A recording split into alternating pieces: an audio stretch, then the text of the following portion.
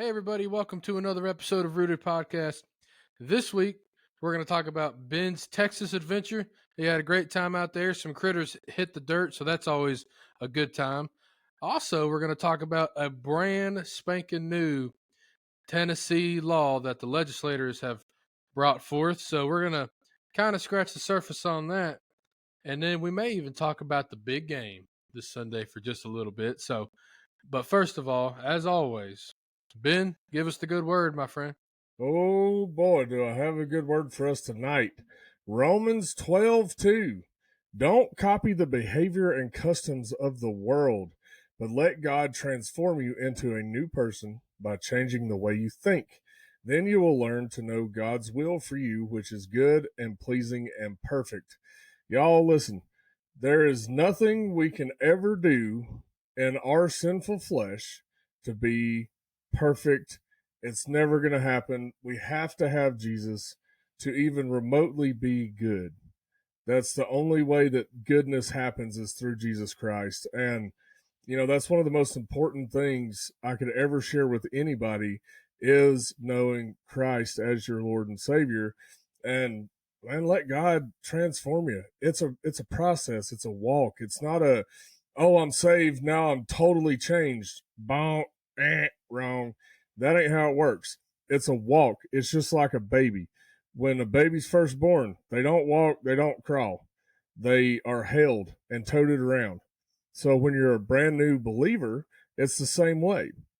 You're held, and then you start to crawl a little bit. And then after some time, you start to walk a little bit. And then with some more time, you start to run a little bit. And then eventually you are an Olympic sprinter for Jesus.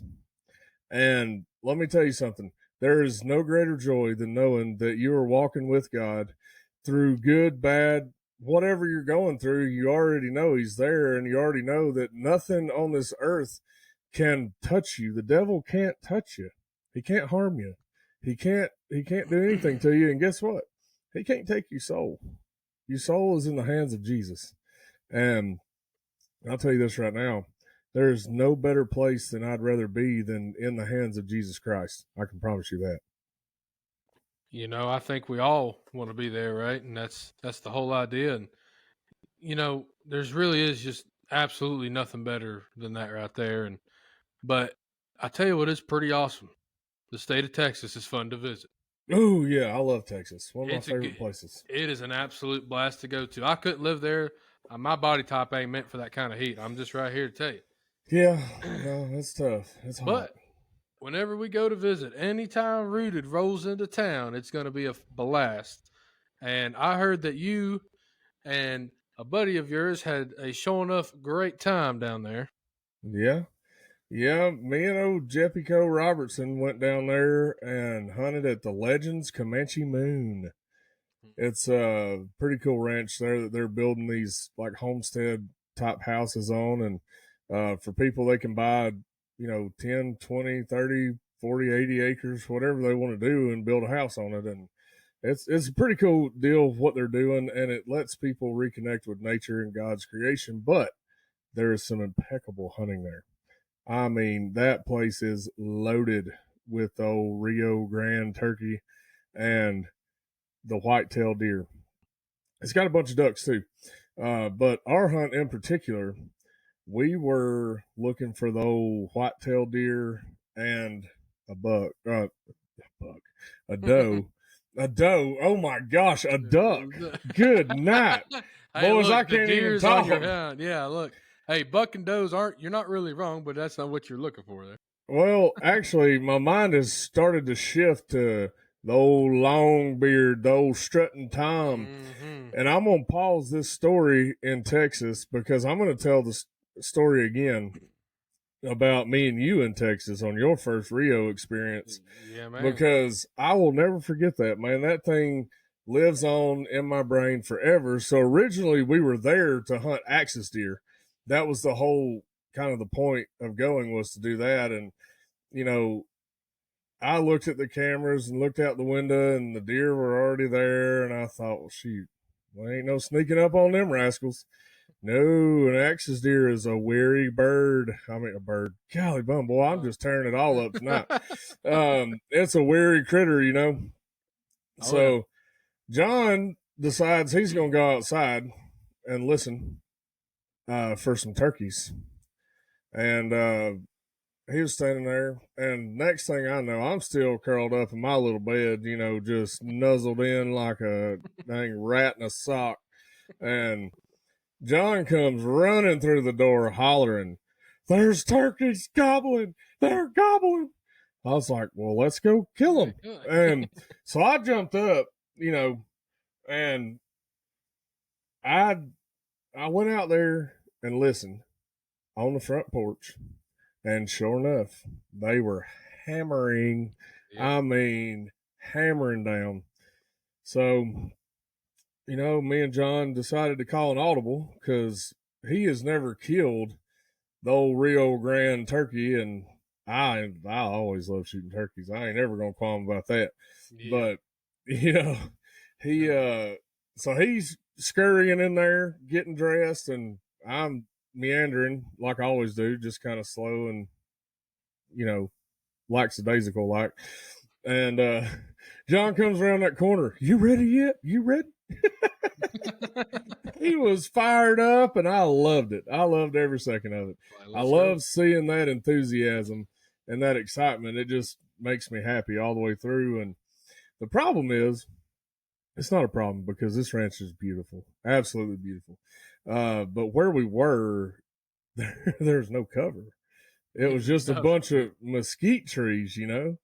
And man, we were kind of puzzled there of what to do and how to set up because we thought, well, they're just going to see us, you know, setting up next to a mesquite tree that's in the wide open. But we chose to run 2 decoys. And I think, John, that is or was the game changer for us in keeping their eyes off of us and focused on that Jake decoy there we had with old hen. And, you know, I really think that was the thing that kind of sealed the deal. And trouble is I put them way too close. I mean, way too close. Put them about, I don't know, 2 arms length away. They were right there. We could have petted the turkey. Well, well, here we go, boys. It was already daylight, and I was like, well, crap, they're going to see me if I go out in the open too far. So I just shimmied on over there, you know, and dropped them down real quick, and then we just tucked back. And I know it. Well, and you see, the problem is, and again, I say problem, it was awesome, but I've never really experienced turkeys just coming straight to the decoys, like, and get to them and don't care about you at all. And that was super, super awesome. But I'm filming, you know, and I'm not much of a wing shooter. I'm not a big grabbing and putting it up kind of guy. I don't have, you know, look, I'm from East Tennessee. I got time. My gun's been on my shoulder. You know, I've been staring at it for a minute. Not here. This is not how it went at all. So I'm filming, and, you know, I kind of zoom out a little bit, and I get all the birds in there. I'm like, all right, you know, now or never kind of deal. And Ben, who can just grab a gun from wherever, and he's used to it, he, boom, shoots that turkey. I mean, stone cold. Ain't no doubt about it. It's dead. And I'm like, all right, cool. That's great. Let me see if I could do that. Yeah, no, I cannot do that. Probably still can't do that. I pull it up. It's probably not even all in my shoulder all the way. Boom! I'm like, all right. Swing and a miss for old Johnny boy. That's great. Love that. But see, these birds, had that happened back home, that I would have never shot a turkey. They're already gone. But these birds, they were just so mesmerized and I guess just not hunted enough and just dumb. They just stayed there. And I thought, well, gosh dang. Boom! I got so excited they stayed there. I missed again, swing and a miss on round 2 for old Johnny boy. And I'm like, well, you know, you couldn't ask for a better hunt in Texas for Rios. Yeah. And I know now, I'm like, all right, I only put 3 shells in here. So, well, this is it, now or never. And I finally got my crap together, breathed, and realized I had time and popped and, you know, finally got the turkey. But holy crap.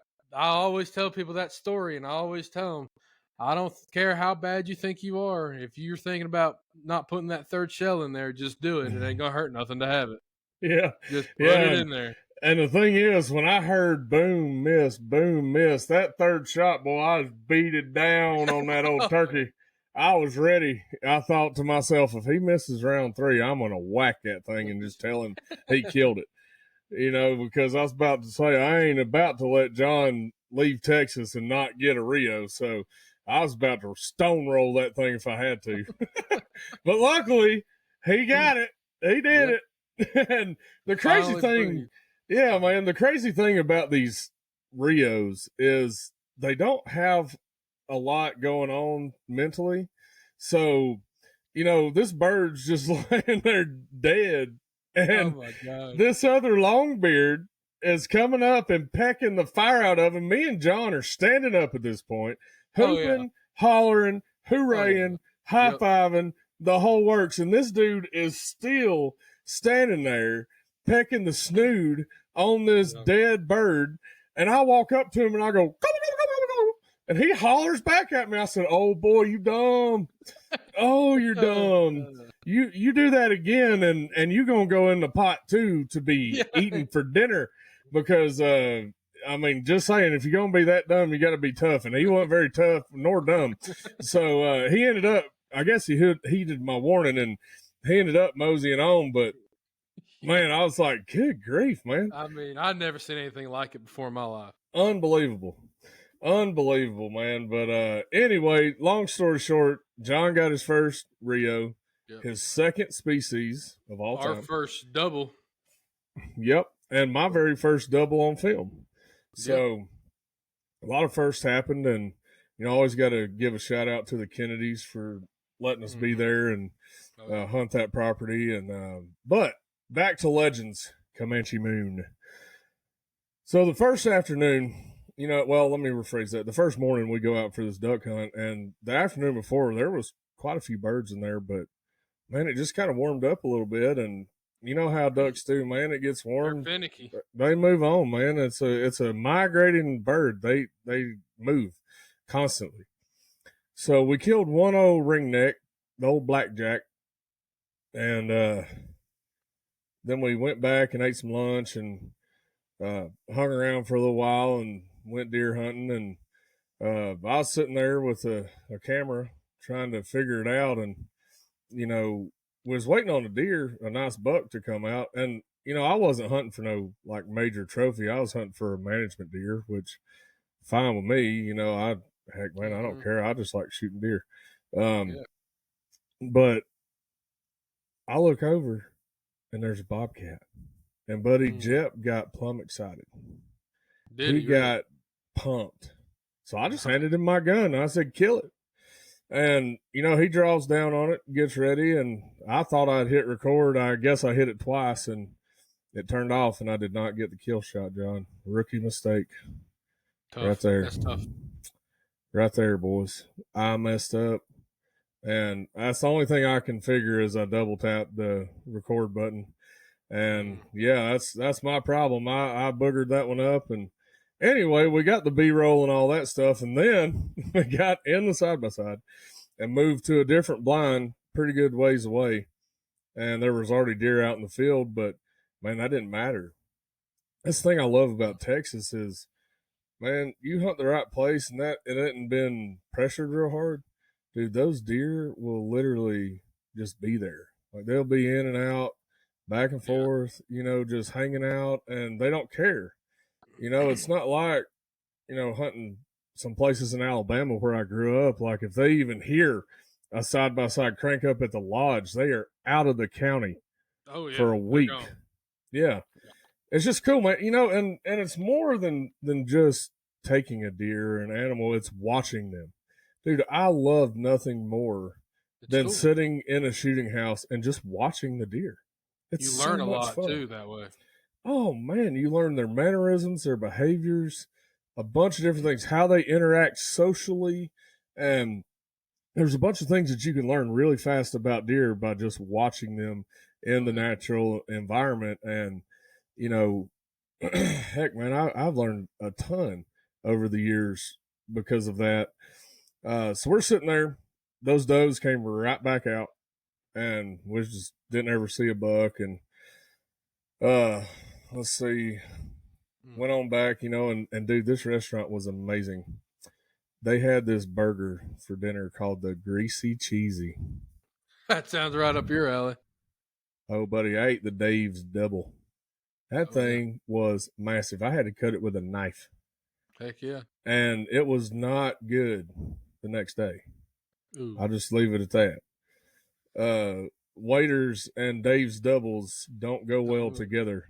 No, Not at all. Not at all. But we duck hunted again the next morning, and I took out that old Weatherby Sorix, and me and Jeff were shooting those 2 new shotguns that they sent our way to try them out and test them. And man, they shoot pretty dang good. It was nice. It shoulders well, and I could draw down on the bead well right out of the box, and I didn't have to shim it or anything, which is how I know that that's the gun for me, because if I have to go to shimming and all that stuff, it's not for me. Mm-hmm. It's just not. I like it to be right out the bat, because I don't like to mess with them too much. I just like for it to be perfect right out the box. But man, it was kind of slow. We found a bunch of ducks again, and once again it heated up on us. And then there was a few old blackjacks that come through, and I was just trying to get them on video, and I thought, well, shoot, I need to start yanking that trigger. I mean, I need to start killing some blackjacks. And we ended up with one again, and we same thing, kind of meandered around, and I actually think I actually took a nap that afternoon. Hey, naps in hunting camp are top tier. Man, I had to, because me and you just got back from Missouri.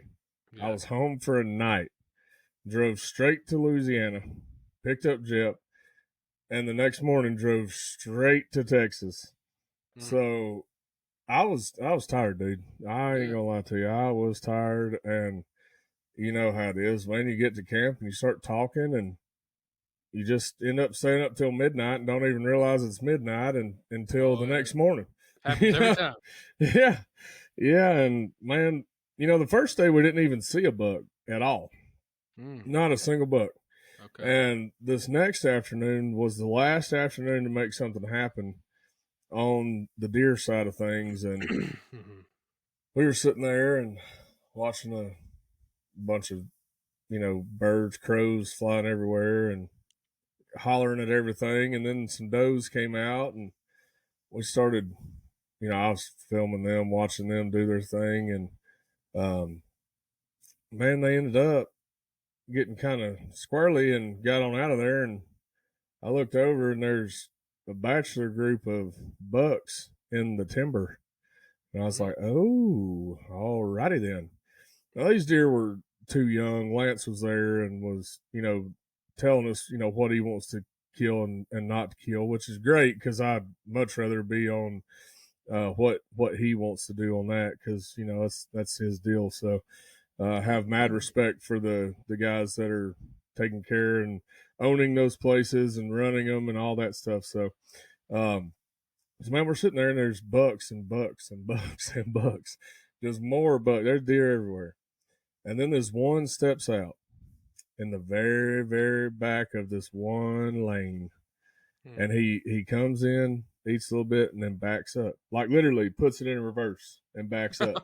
Nice. And then he'll come back out, eat a little bit more, and then put it in reverse and back on up. And finally, he was like, hey, man, if you can kill that deer, kill him. I was like, all righty then.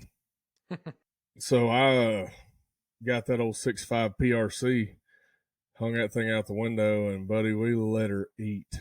Nice. Let her eat. And the funny thing is, in the video, I said, hold your ears, boys. We're going hot. Couple seconds after that, boom! Old buck was hit. And, dude, it was the second biggest deer I have ever killed in my entire life. Yeah, that's awesome. Mature, great deer. Man, I am so thankful to have had the opportunity to do that and just experience. And that was my first Texas whitetail. I mean, hey, There you it's go. pretty good when you can knock into that 150-inch range on a mature deer on your first Absolutely. trip. Oh, well, it's not my first trip to Texas to hunt deer, but it's my first buck Yeah, from Texas. that's So awesome. finally, man, I've eaten a tag sandwich for how many years now Oh in yeah, Texas? lots. And I could have shot a young deer. I could have, but man, I've also missed one. Boy, I missed him clean as a bell. I It mean, happens. with a bow, buddy, I slick missed one. And dude, he was probably in the 170s. That's tough. Massive, massive buck. Mm. And that old bow, man, he turned right when I shot, and it just went right in front of the brisket there. And oh man, I was upset, John. I was Oh devastated. yeah, I mean, that's the kind of stuff that sticks with you, man. It's like Yeah. everybody talks about all the stuff you kill, and all those are phenomenal memories. Catching big bass, big old Hmm. gobbling turkey, big deer steps out, great memories. But man, what no one talks about is the deer, the bass, the turkeys that get away. They stick with you just as much, if not more, sometimes. Yeah. No, they do, man. It definitely leaves a lasting impression on what not to do next time, It's it. for You just sure. learn and move on and have a good Hmm. time. I mean, it's still awesome, right? It's Yeah. still like who can say they had a 170 that close in bow range? Not a lot of Yeah. people. Oh yeah, So and I sure missed him, boy. I sure missed him. Whew, Lord I'd have say mercy. you were moving a little bit, and then the deer moved last second, and life Yep. happens, man. Especially with the bow. I mean, Yeah. inches here is feet 40 yards away. So Oh yeah. Yeah, part of it. absolutely. It is part of it, man. You just got to get back on that saddle and keep going, That's keep it. riding. That's all you can do. Absolutely. Keep on So, keeping on. So real quick, let's go back to this bobcat just real fast. How yeah. far away was the bobcat? And I mean, because it's not really, it's not like you just see those every day. No, he was probably about uh 80 yards, something like Okay. that. And 80, he just 90. drilled that old bobcat, huh? Oh, dropped him in his tracks. Didn't even flinch. Was just done. I was like, Nice, that's America right there, baby. nice. Overpowered rifles on small game. Nice. You Yes. you can't And do that in the UK. I'll tell you that right now. well, I'm going to preface it with this too, John, is, the reason we do this and we hunt predators is because we love the turkeys. We want our turkeys to thrive. And a turkey does not have a natural fighting mechanism when they are poults. They can't Uh, run, they can't fly, they they're just can't do any of defenseless. that. They're defenseless, and mama can only do so much. I mean, you think about it, a bobcat or a coyote coming in Yeah. with the claws and the teeth to a little bitty baby turkey poult, and there's nothing mama can do. She can try, she can peck at them and do whatever, but then she's going to end up as dinner too. So, that's why we take out as many predators as we can. It's to balance the population to where the turkeys have a chance to thrive. Because if you're not doing that, you're going to see a major decline in your turkey population, just like we've seen here in Tennessee. Yeah. People stopped trapping because the fur market went to nothing. And then what happens next? Well, they moved our season back 2 weeks and they dropped our limit from 4 to 2. Yeah. That's what happens. That is the ramifications of not trapping and keeping a handle on the population of predators on your farms. And that goes for bobcats, coyotes, foxes, All of skunks, it. raccoons, possums. Possums are just as bad as a raccoon. They'll slip in that nest and destroy all of it. So, Yes, they will. you got to put in the legwork in the off season, which, you've seen the difference in the ranch here just from trapping uh, raccoons. I mean, you have Oh seen yeah. you've been there with me since ground zero, and you remember that first year there wasn't a gobble on the place, not Yeah, one. it was tough. And then, but man, you get 50 raccoons or whatever absurd Mm-hmm. amount it was, and Yeah. I mean, it's everybody thinks that there's not that many raccoons. I see one or two on camera or in person. It's like, Mm-hmm. dude, if you see 4 or 5, there's freaking 55 of them. Or 200 of Yeah, them. like there's it's Yeah, just a stupid amount. I mean, yeah, on the little 40 acres I hunt here, it's like, I mean, I maybe see one on camera, and I caught like 15, yeah, and exactly. it's like, dude, and a few possums and whatever. It's like they're Hmm. out there, man. Yeah, So they are. you know They you are. go out and trap and save your birds, but back to your point. That's why we don't mind shooting that bobcat, because you know yes, you got the bobcat, but you saved Lord knows how many more animals. Yeah, exactly. And the thing is, we're not trying to eradicate anything. No. We are the controlling force that keeps their population at a checked level. Because guess what? A bobcat doesn't have a natural predator right here where I am. They have nothing. There's nothing that is their predator except for me. Yep. And same with coyotes. I mean, I'm sure a bobcat, they may try to kill a coyote, but I doubt it. I doubt they would try for that. They're going to go for the easiest meal possible, Yeah, exactly. and I just I just know for a fact that if you don't trap and you don't manage that herd, and that's why we hunt too, because we're managing the population, Hmm. of turkey, deer, and all that, and that's why there's limits set in place by the governing agencies in whatever state you are. And a lot of times it is backed by scientific studies and data and all that stuff. And I think that's what it should be, is going off of true number declines. And I really want to stress this: follow the limits. If you're only allowed two birds, just kill two birds. Don't be an outlaw and go out there and kill 30 turkeys. I mean, come on. Don't do Yeah, that. you're just hurting everybody. You hurting everybody.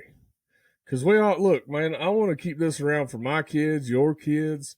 I want to be able to hunt turkeys when Hmm. me and you have grandkids. Yeah, absolutely. I want to. That's the whole part of conservation that is so important and so crucial. Is you have to know how to properly manage your populations to where they can sustain for the next 100 years. Yeah, yeah. I mean, we just gotta try our best, and if shooting a bobcat or trapping raccoons or you know only shooting a couple birds, whatever the case is, helps, then I'm all in, man. You ain't got to convince me. Well, speaking of conservation, Hmm. there is a new bill that has hit the Yeah, legislative offices in the state of Tennessee. You want yeah, to kind of skim over the surface a little bit for yeah, these man. folks? This, I mean, literally, I mean, as far as I just learned about it today. We are recording this February 6th. I mean, so as far as I know, this just happened, today or maybe the day before. But the bottom line to it is Tennessee legislators have proposed this baiting bill, HB 1618, um, and essentially would allow a person to hunt deer and hogs where bait is present on privately owned land. So essentially, hunt over bait for deer or hogs, and it's got to be private land, so it won't be on any public or so no WMAs or any of that stuff. But still, this is huge news. Um, Again, we won't get too deep, but the bottom line is there's a lot of people, a lot of wildlife organizations that are against it. For CWD and some other arguments they have. I'll speak for myself. I'm glad this is finally here. I hope it goes through and passes and becomes a thing. Um, I read somewhere that this had happened in Alabama, Mm-hmm. and I'm sure someone will check me on this, but I don't know the true ins and outs. But it raised somewhere between like $3 and $4 million. So uh, I know we've talked about this a lot, and again, we're just kind of going over the top, but I think it'll help the deficit that the TWRA is in, and I'm excited to see what happens. And I'm all for it myself. Yeah. No, I am too, man. I don't. I get tired of pulling my feeders out of the woods from the summer, trying to put protein and grow them deer and give them everything they got. I get real tired of pulling them out every year. So that'll be nice not to have to do that anymore and just let them keep rolling, baby. Exactly. And it's like, again, we will have a whole episode probably about this, but Mm-hmm. it's like, dude, I'm not even probably going to hunt over a ton of bait. It's just like, hey man, if I want to throw out a bag of corn, what's the big deal? And I'm still going to plant my food plots and do everything I need to do Mm-hmm. to make my habitat good, and land management and all the things. But anyway, so I just think it's super awesome that we have brought this to the forefront. And I'm really excited to see what happens. Nothing like this has ever happened before in this state. I have personally tried. I've gotten thousands of signatures on petitions. I've been to meetings. I've been all over the place, and no headway made. So the fact that this is happening now, it's super cool in my eyes. So I'm just excited to see how it develops, and we'll just keep an eye on it. But so again, HB 1618, Tennessee baiting law. If you're wanting to look into it, Absolutely, and man, I agree with you. I'm for it because here's the deal. Somebody's going. I know I've already seen the comments on the last stuff. They're like, "Well, you ain't a hunter if you got to hunt over bait." Well, obviously, you ain't ever hunted over bait before because it don't work like that. It ain't some magic potion that you pour out and the deer just magically appear. The big shooter you've been looking for 5 years finally magically walks out of the woods. It don't work like that. Deer are still deer.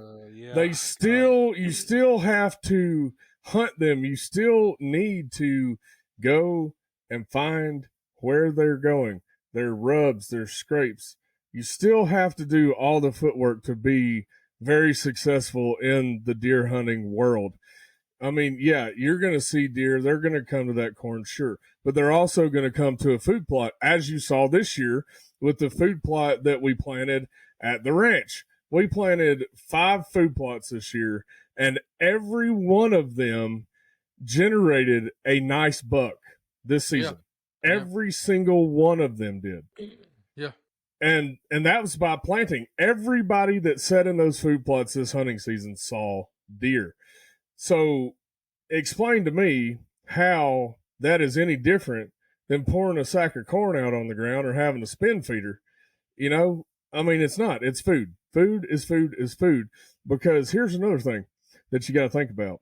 And I'm going to dive into this more later. I'm getting all jittered, feeling good inside. I'm getting all... I'm like a Southern Baptist preacher right now, boy. I'm about to start him-hawing. Snakes, huh? Oh, boy, don't tempt me. I'll grab a snake in a heartbeat. What you talking about?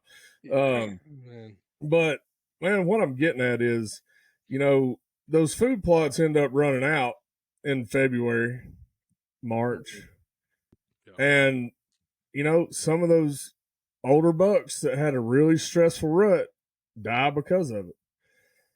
When it gets super cold and, I'm not saying that all the food runs out, but there are some instances where, that happens and it's just crazy, man. And dude, if I can have an endless resource of food for the deer to feed them every day, that's what I'm going to do. As long as it's legal. Exactly. And I always hear CWD and it's like, I don't want to hear about it, man. You can freaking put out corn. You can even put out corn during the season. You just can't hunt over it. It's got to be gone for 2 weeks or 10 days or whatever it is. So it's like, I just, again, we will dive into this further because as Ben knows, this is a topic I feel strong. I could talk about this for 2 hours. Mm-hmm. But yeah, I don't want to hear it, man. I don't want to hear it. If you don't, I'm tired. If your argument is CWD, I don't care. I just don't. Well, I'm gonna end it with this: a deer is a herd animal.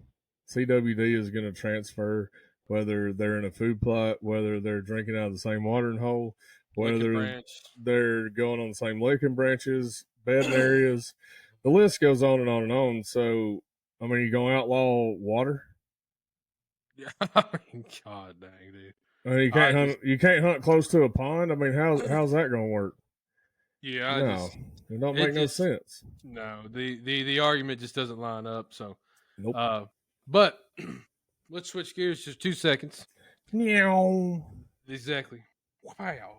Yeah. This Sunday, the big game, Super Bowl Sunday. Ben, I know we're not too big of NFL guys or nothing, but I still like to watch it and enjoy it. I have 2 questions for you, my friend. Yeah. Favorite thing to eat on Super Bowl Sunday when you're watching the game, if you're watching the game? Favorite like ball game food, you know? That's a hard ass, John, because I haven't watched the Super Bowl in 10 years. Well, you know what I mean. Just like Like are you just going a for football game and nachos, wings. no, man, I'm going with a big old juicy burger with some Big old cheese on burger. it, and then I'm gonna have them hand cut French fries there too, Okay. with this new stuff they have. It's garlic ranch. I just discovered it not too long ago. It's delicious. And boy, let me tell you, it got me all fuzzy. I mean, it got me excited. Let me tell you, I got a new thing to cook for you at turkey camp this year. Okay. It ain't new, but I just finally decided to make it. Cowboy butter. Yeah. Oh, dude, buddy, I'm telling you, your life will change forever. Oh my gosh. So just put that. I'm gonna gain 40 more pounds, boys. That is, hey, we better be walking and getting birds because we're gonna need it. Better be. Good grief, we're gonna have to scale these mountains with extra lbs on no hip. That's right. Yeah, dude. But me, man, I like pizza, wings, of course. Good old crock pot nachos is what I call them, with that block of Velveeta and some sausage or beef or venison or whatever. No, it is good. I will say I will eat the fire out of that. And dude, them little smokies. Oh yeah. Gosh, dang, yeah. Dude. Go to. Come on, gotta have them. Go to. But here's my question for you. Who are you pulling for? You know, man, that's a great question. I think it's cool either way. Look, my team sucks. Okay, so I got no dog in the fight. We were so bad we got the number 1 overall pick, so I'm a Titans fan. But anyway, I think it's cool either way. I'll just say the Eagles, just so someone new wins it. And I got family in Pennsylvania and stuff, so that'll be cool as far as that goes. But I would say I would probably say the Eagles. Cool. Well, I'm glad to know who's playing now. Eagles and Chiefs. Oh, yep. Yeah, they're okay, cool. Well, yeah, I didn't know. So yeah, see, I knew not to ask Ben about the game. I just was wondering, that. Now look here, a lot of people who don't watch the game love the halftime show, and we haven't had a country singer in the halftime show in quite a while. Now, open up national anthem, different story. Yeah. So, what is your, or who is your, if you have one, you're like, man, I'd love to see this person perform at the halftime. That's a tough question, John. I mean, it can be someone from forever ago. It's just a fun question. I'm gonna have to go with old Stapleton on that one. Yeah, I think he'd be good. Yeah, I think he'd be a pretty good one, man. That old boy can sing now. Hey, yes, he can. You can't go wrong with him. I've been thinking, probably like a Luke Combs type would be great. Everyone's liking Jelly Roll, and he's a Tennessee guy, so hey, that's kind of cool. Hey, there you go. So the only reason I brought that up is I just wanted to say I want a country artist to perform at the halftime show. So, yeah, bring country back, baby. That's all I'm wanting, man. Yeah. Now I'm sure it's going to be, and look, I don't hate Morgan Wallen, but I'm sure it's going to be him because he's on top of the world right now. Post Malone, even though that's an argument for a different day, but probably him because he's super big and famous, and I'm not mad at it. It's the right direction, but if it was me, you get a little Chris Stapleton, a little Luke Combs up there, maybe even bring George Strait in for a song or two, Yeah, man, get them classic countries, the Clay Walkers and the George Straits in there, and exactly a little bit of Chris in there, and have a good old shindig, man. So I'm hoping that country music finds its way into the halftime show. So I don't think it'll Yeah. be this year. I think it's Kendrick Lamar or something like that. So Yeah, you asking the wrong person about that, brother. yeah, I don't I have a got clue. no idea either. All I No. know is this: I'm gonna be watching it and eating food that I don't need to be eating, and it's gonna be glorious. Well, I don't know what I'll be doing. I'll probably be driving back from Arkansas with Otedro and That's right. taking him on his very first duck hunt this weekend. That's gonna be So so much fun, dude. Y'all are youth gonna have a hunt, blast. yep, youth duck hunt. Old Teddy and me are going to a very special place. I can't tell you where it is, so don't even ask. It's just in the great natural state. That's all I'm gonna tell you. Hey, it's And gonna be a good time. it is, and I can't wait. That boy is so excited. I found him a little pair of waders. Oh Heck man, yeah, little pair of breathable waders just like ours. That's pretty cool. nice, So dude. I'm ready, man. And today I got him an American flag life jacket to wear in the boat. Oh Nice. yeah, oh yeah, Hey American man, flag, baby. Woo! I think that's just super awesome getting the kids into the outdoors, and Yeah, it don't matter if you kill nothing or not, man. You're gonna have a ball. yep. We're gonna have a blast, man, and just taking him out there and letting him experience it. Cause man, he ain't old enough to actually shoot a shotgun yet. So uh, we're gonna just hang out in the blind and see what happens. Just have fun, you know. Hey, it'll be a good time, and so you know, I just can't wait to hear the story, and I know it'll be a podcast episode no matter what happens. Mm-hmm. So that'll be good, and Oh yeah. but man, the only thing I really want to talk about is really quick, and we'll talk about it more, is the Turkey Federation show, Nashville NWTF convention. Will Booth be 1956. that's us. That's February 13th, 14th, and 15th.